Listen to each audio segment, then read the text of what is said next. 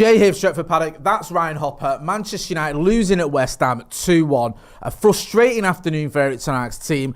VAR causing controversy again. Does pile more pressure on the manager. Manchester United pretty dominant in the first half, but didn't take our chances. Finished 0-0 in the first half. Second half starts. West Ham get a goal. United get an equaliser, and then VAR steps in and gives West Ham a pretty undeserving penalty. But at the end of the day, the short and long of it is Manchester United have lost again. We're still in the bottom half of the table. Hopper, what's your feelings about it all? Get involved in the chat in the comments, by the way. Do you look at this and do you think the manager's unlucky because we should have took our chances and VAR is poor? Do you look at it and go, look, we're going into November in the bottom half of the table, it's not good enough? Or is it all of the above? What's your thinking? I think for me, the game of two halves, very obvious to say, but United, for me, first half, I thought, we played well. We kept the ball well, patient, just didn't finish our chances. We've got to finish our chances when we get them. You mentioned the start of 26 clear-cut chances and missed 22 of them. It's not good enough in the final third. And at the end of the day, goals win games. And if we're not converting them, we don't win games. They make 3 subs half-time. We don't come out after half-time. They start on the front foot. We're lazy, we're sloppy. Like you said, they score, we score, and then at the end, that at the end there is just it's a joke, to be honest. The game goes on for seems like a while. They bring it back. The ref, I said to you on the watch on, the ref's and ahhing, moving his head, seeing the replays over and over again, and to come up with that decision after seeing it, I don't know what you want De Ligt to do. He can't move out of the way. He's going to engage the ball. What do you want him to do there? It's an absolute joke, and I'm sure everyone feels exactly the same way as how we feel in the studio. Watching at home, it's very frustrating. But again, we sit in the bottom half of the table, which for Man United's unacceptable. The performance first half, it was good. Second half, shocking, inconsistent. With our performances and results. It's a results-driven business, Jay, as everyone knows, and I'm not too sure what goes on now in terms of decisions that people make. But for me, he's a manager of the football club, and we've got to support him. But yeah, I'm not sure now. Yeah, I'm with you. Like, I do feel like VAR did us dirty, but I do feel like the whole problem this season has been scoring goals. And Manchester United have just not taken our chances when we should have took our chances. And to be in the sort of position where we've played, 9 games and scored 8 goals, is it? Something like that. Let me get the Premier League table up. I don't want to get this wrong because I'll just get hammered. I think, is it Manchester United? I can find us. There we are, sat in the dizzy heights of 14th.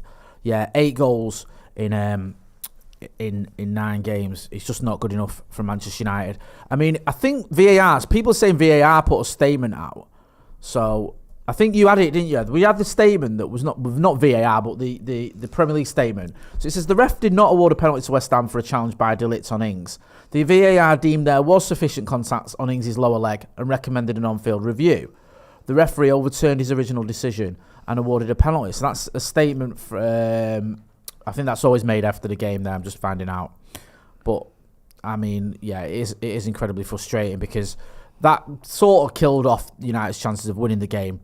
Get involved in the chat and let me know what you think. Anna L says VAR released a statement before the game ends. They do that all the time. Brad Painter says Garnacho woeful, should have been subbed at half time. John Howe says VAR corruption or incompetent, but which is it? Stretford with a better team and the penalty was 50-50. That's like the fact you called him Stretford. However, not good enough, wasted chances. After 89 says with or without VAR, we are shambolic as a team. Fergus Mohammed says release the audio. VAR or not, the team is dead, needs something new. KC, sorry, that's from John Nation. KC says 1-0 would still be a correct result. Just going back, if we can, to that first half, what did you make of United in the first half? Because we had chances there. We could have gone in 3-0 up at half time, couldn't we? Yeah, no, listen, like I said on the watch along, I didn't think we was bad first half. I thought we played well. Casemiro, I thought, I've usually got question marks on Casemiro's distribution and stuff like that. He was keeping the ball quite well. I thought Bruno was refreshed. He was lively. Was getting in through them little balls into the final third, getting behind obviously their back four, behind their full backs, behind their defenders, and it was we was getting a few chances. The the Dalot chance, he's got to score. He's got to score. He's held his run. Great ball from Bruno. He's done the hard bit by, chipping it over the keeper. And all he's got to do is lock his ankle there and guide it in. And it's not great. It's gone wide. It's gone over. He's not. He's got to score. And Garnacho's at the bar. And we do create chances, but again, it's about converting these chances.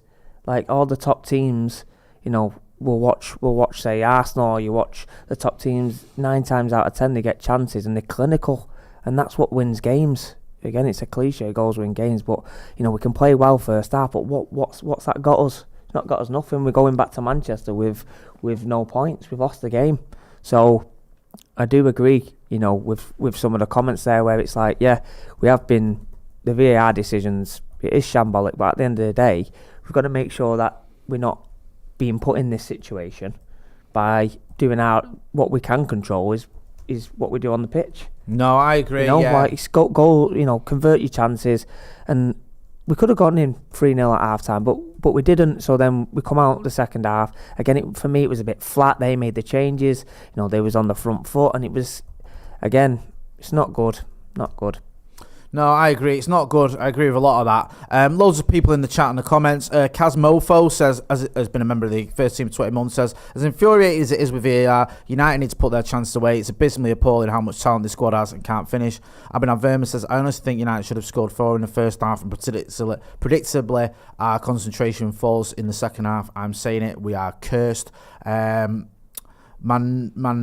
says, our fault for making it down to a VAR decision. Ref decision for the poor VAR decision. Where do you think Eric Ten Hag goes from that? Do you think they can have an argument and say, look, this isn't just on me because we've been robbed a bit? Or do you think that because of the fact we're in 14th or whatever it is it 14th?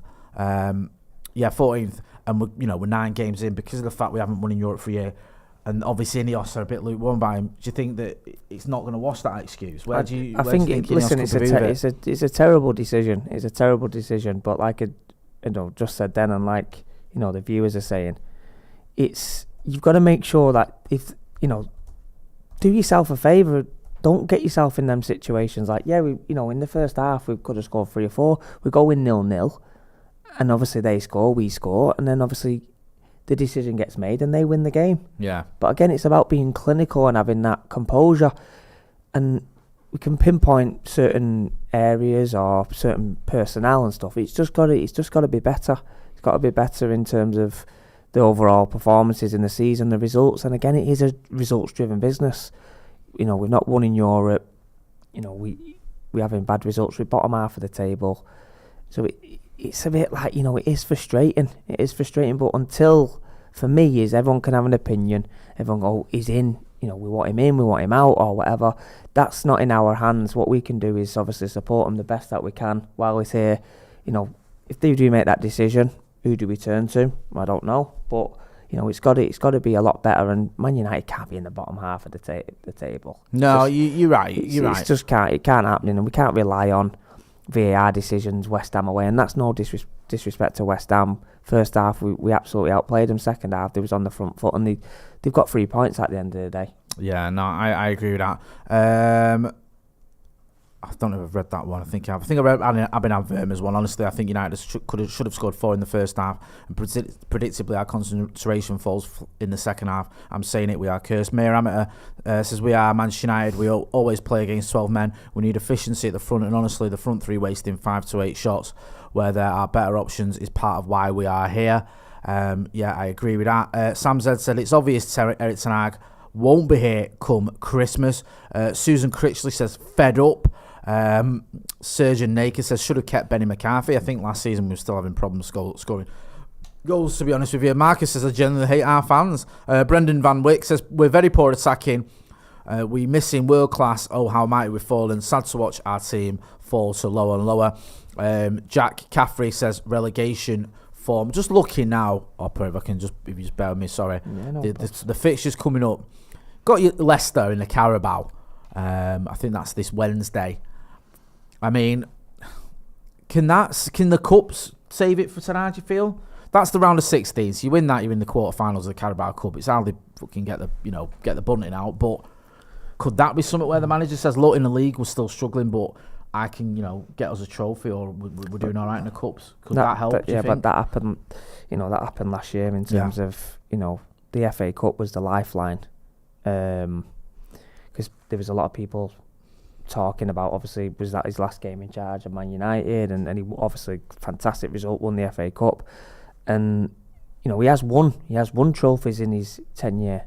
He has won it, but again, someone asked the question on the watch along, would you want him to finish third? And I can't remember the question, but it's about progression. It's about what do we see? Do we see a real Ten Hag imprint on the team? Do we see a style? Do we see a philosophy? Do we see the players playing well? Do we see at the moment, it's a bit of a struggle, and it's like, how long does that carry on? And what is it? If it carries on, then what is the changing point? What kick-starts this? Yeah, winning the Carabao. Yeah, they've won a trophy again, but then what do we go through over the years, winning Carabao Cups or FA Cups, and then not progressing in the league, finishing bottom half? I don't think Man United fans would accept finishing 14th or bottom half, even when we finished 8th. People wasn't happy. We should be at the top. We're Man United at the top of the table, and we fell behind. Yeah, no, I agree. It's sad to see, and we have fell behind. We fell behind, and that's so true. I know we're doing a lot of Ineos has come in, and they're doing a lot of behind the scenes and trying to improve it and the structure and stuff like that. But again, you can do that. You put that infrastructure in, but it's what matters on the pitch.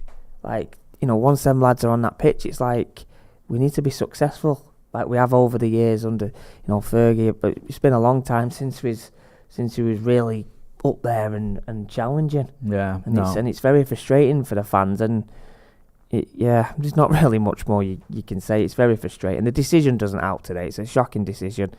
Very surprised. It did surprise me, and I know you was very angry about it on the watch along, and it's a lot of the fans will be angry, but we just can't leave it up to bad decisions like that. We have to see games off.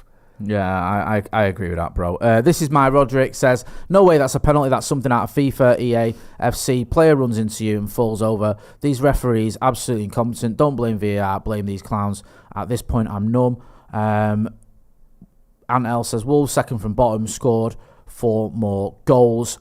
Loads of other people in the chat saying, back the manager, stop this clickbait. You can say back the manager all you want and, stop this, that and the other, stop clickbait.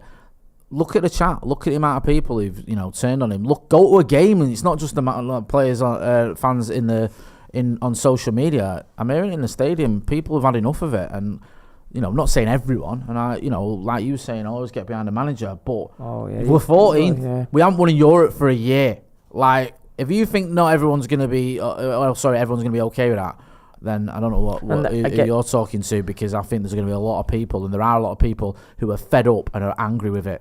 And again, us as fans, we're entitled.